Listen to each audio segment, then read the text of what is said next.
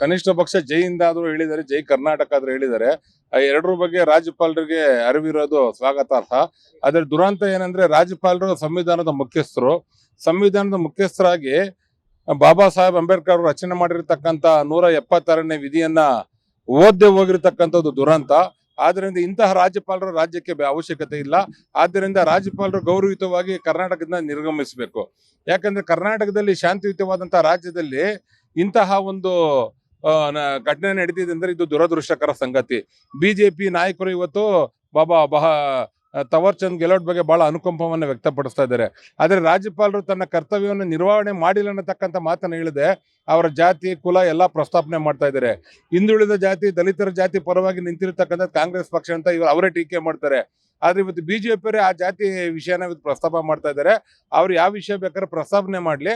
ಆದ್ರೆ ಕರ್ನಾಟಕದ ವಿಧಾನಸಭೆಯ ಘನತೆವೆತ್ತ ಅಂತ ರಾಜ್ಯಪಾಲರು ಈ ಸಭೆಯ ಅಧಿವೇಶನಕ್ಕೆ ಬಂದು ಇವತ್ತು ಒಂದು ಭಾಷಣ ಮಾಡದೆ ಇವತ್ತು ರಾಜ್ಯ ಸರ್ಕಾರ ಸಂಪುಟದಲ್ಲಿ ಏನ್ ತೀರ್ಮಾನ ಕೈಗೊಳ್ಳುತ್ತೋ ಅದ್ರ ಬಗ್ಗೆ ಅವರು ಅಧ್ಯಯನ ಮಾಡಿ ಹೇಳ್ತಾರೆ.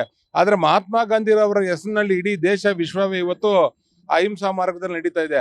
ಅಂತಹ ಮಹಾನ್ ವ್ಯಕ್ತಿಯ ಹೆಸರನ್ನ ಇವತ್ತು ಕೇಂದ್ರ ಸರ್ಕಾರ ತೆಗೆದಿದೆ ಅಂದ್ರೆ ಅದ್ರ ಬಗ್ಗೆ ರಾಜ್ಯಪಾಲರನ್ನೇ ಖಂಡನೆ ಮಾಡಬೇಕಾಯ್ತು. ಕೇಂದ್ರ ಸರ್ಕಾರದ ಕೈಗೊಂಬೆ ಆದ್ರೂ ಸಹ ಮಹಾತ್ಮ ಗಾಂಧಿ ಹೆಸರಿಗಾದ್ರೂ ಅವರು ಗೌರವ ಕೊಡಬೇಕಾಯ್ತು.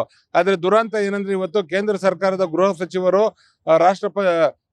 ಪ್ರಧಾನಮಂತ್ರಿಗಳು ಇವತ್ತು ಸೂಚನೆ ಕೊಟ್ಟಿದ್ದಾರೆ. ಬಿಜೆಪಿ ಅಧ್ಯಕ್ಷರು ಯಾವ ರೀತಿ ಹೇಳಿಕೆ ಕೊಟ್ಟಿದ್ದಾರೋ ಅದೇ ರೀತಿ ಗವರ್ನರ್ ಸಹ ನಡ್ಕೊಂಡಿದ್ದಾರೆ. ಗವರ್ನರ್ಗೆ ತಕ್ಕ ಸ್ಥಾನ ಅಲ್ಲ ಅದು. ಗವರ್ನರ್ ಸ್ಥಾನ ಇಡೀ ದೇಶದಲ್ಲಿ ಅತ್ಯುನ್ನತವಾದಂತ ಒಂದು ರಾಷ್ಟ್ರಪತಿನ ಹೊರತುಪಡಿಸಿದ್ರೆ ಇವತ್ತು ರಾಜ್ಯಕ್ಕೆ ಮುಖ್ಯವಾಗಿರತಕ್ಕಂಥ ಸ್ಥಾನ. ಅಂತಹ ಘನತೆವೆತ್ತ ಗವರ್ನರ್ ಇವತ್ತು ನಮ್ಮ ರಾಜ್ಯಕ್ಕೆ ಅಪಮಾನ ಮಾಡಿದರೆ ಕೂಡಲೇ ಕರ್ನಾಟಕದ ಕನ್ನಡಿಗರ ಕ್ಷಮೆ ಕೊಡ್ರಿ, ಇಲ್ಲಿಂದ ನಿರ್ಗಮಿಸಬೇಕಂತ ನಾವು ಆಗ್ರಹ ಪಡಿಸ್ತೀವಿ. ಒಂದು ಕಡೆ ರಾಷ್ಟ್ರಪತಿಯವರು ಅನುಮೋದನೆ ಕೊಟ್ಟಿರ್ತಕ್ಕಂಥ ಯೋಜನೆಯನ್ನ ವಿರೋಧ ಮಾಡೋದಕ್ಕೆ ಈ ಅಂಶದಲ್ಲಿ ಹಾಕಿದ್ದಾರೆ ಅಂತ ರಾಜ್ಯಪಾಲರು ಹೇಳ್ತಾರೆ. ಅಲ್ಲ, ಕೇಂದ್ರ ಸರ್ಕಾರ ರಾಜ್ಯ ಸರ್ಕಾರ ಇವತ್ತು ಹಿಂದೆ 10 ವರ್ಷಗಳ ಕಾಲ ದೇಶದ ಪ್ರಧಾನಮಂತ್ರಿ ಆಗಿದ್ದ ಮನಮೋಹನ್ ಸಿಂಗ್ ಅವರು ನರೇಗಾ ಮಹಾತ್ಮ ಗಾಂಧಿ ರಾಷ್ಟ್ರೀಯ ಉದ್ಯೋಗ ಖಾತ್ರಿ ಯೋಜನೆ ತಂದು ಕೋಟ್ಯಾಂತರ ಜನರಿಗೆ ಇವತ್ತು ದಿನನಿತ್ಯ ಉದ್ಯೋಗನ ಕೊಟ್ಟಿದ್ರು. ಉದ್ಯೋಗನ ಕೊಟ್ಟಿದ್ದು ಮನಮೋಹನ್ ಸಿಂಗ್ ಅವರು. ನಿರುದ್ಯೋಗದತ್ತ ಕೊಂಡೊಯ್ತಿರ್ತಕ್ಕಂಥ ಯಾರಂದ್ರೆ ಅದು ವಿಶ್ವಗುರು ನರೇಂದ್ರ ಮೋದಿ ಅವರಿಗೆ ಈ ದೇಶನ ಆಳಕ್ಕಿಂತ ಹಾಳು ಮಾಡೋದೇ ಬಹಳ ಮುಖ್ಯ. ಅವರು ನಿರುದ್ಯೋಗ ಪ್ರಧಾನಮಂತ್ರಿ. ನಿರುದ್ಯೋಗನ ನಿವಾರಣೆ ಮಾಡ್ಲಿಕ್ಕೆ ಪ್ರಯತ್ನ ಪಟ್ಟಿಲ್ಲ, ಇನ್ನು ನಿರುದ್ಯೋಗನ ಹೆಚ್ಚಿಗೆ ಮಾಡ್ತಾ ಇದ್ದಾರೆ. ಆದ್ರಿಂದ ಮಹಾತ್ಮ ಗಾಂಧಿ ಅವರ ಹೆಸರನ್ನ ಇವತ್ತು ತೆಗಿಬಹುದು. ಆದ್ರೆ ಮಹಾತ್ಮ ಗಾಂಧಿರವರ ಶಾಂತಿ ಮಾರ್ಗನ ಸ್ವಾತಂತ್ರ್ಯ ಹೋರಾಟ ನಡೆಸಲಿಕ್ಕೆ ಯಾರಿಂದನೂ ಸಾಧ್ಯ ಇಲ್ಲ. ನರೇಂದ್ರ ಮೋದಿನೆಲ್ಲ ಬಿಜೆಪಿ ಇಲ್ಲ, ಅವ್ರ ಅಪ್ಪನ ಕೈಯಿಂದನೂ ಸಾಧ್ಯ ಇಲ್ಲ.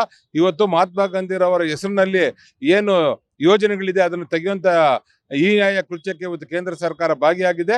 ಅದರ ವಿರುದ್ಧ ಇವತ್ತು ಕಾಂಗ್ರೆಸ್ ನಮ್ಮ ರಾಹುಲ್ ಗಾಂಧಿರವರು, ಮಲ್ಲಿಕಾರ್ಜುನ ಖರ್ಗೆರವರು ಇಡೀ ರಾಜ್ಯವ್ಯಾಪ್ತಿ ಧ್ವನಿ ಎತ್ತಿದ್ದಾರೆ.